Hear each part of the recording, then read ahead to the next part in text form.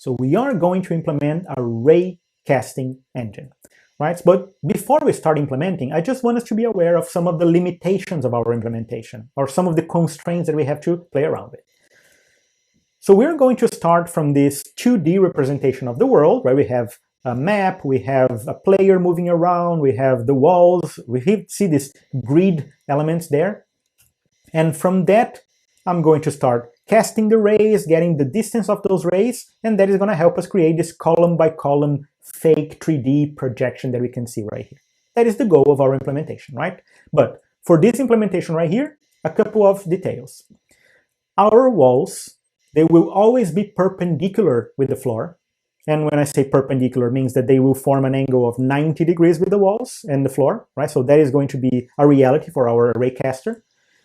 Of course, we are basing our implementation in the Wolfenstein 3D technique. So that will be okay for us, right? That was the reality there. That is going to be the reality for us.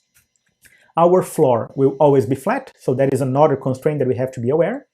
Floor is always flat. Again, that was true for Wolfenstein 3D. That is going to be true for us as well. And also, something that super important that I want you to be aware of is our walls, they will be made up of these cubes that have the same size. So that means that our map will be this square grid effect, right? So we're going to have this square grid only. My walls, whenever I think of walls in the world, do you see how we have those little tiles there? Each one of those tiles is a little cube of the wall. So our walls, they are going to have the same width, height, and depth, right? So in this case, I gave a little number. I said 32 by 32 by 32.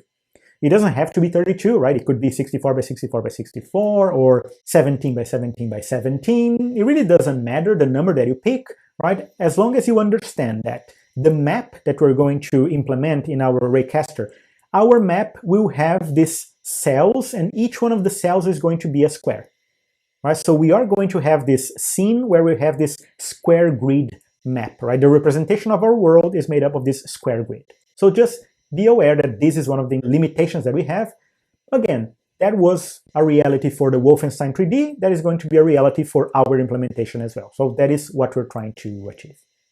The next lecture is going to be, we're going to stop for a moment and we're going to start discussing this basic trigonometry elements that we're going to start talking, right? Cosine, sine, angle, radians, degrees. We need to get all this terminology out of the way because this is how we're going to start talking to each other, right? So I'm going to ping pong ideas with you. We're going to talk about these things and I'm going to say, oh, the adjacent side, the hypotenuse, the cosine, the sine. Don't worry, it's going to be a very quick review. I will try to make things as interesting as possible.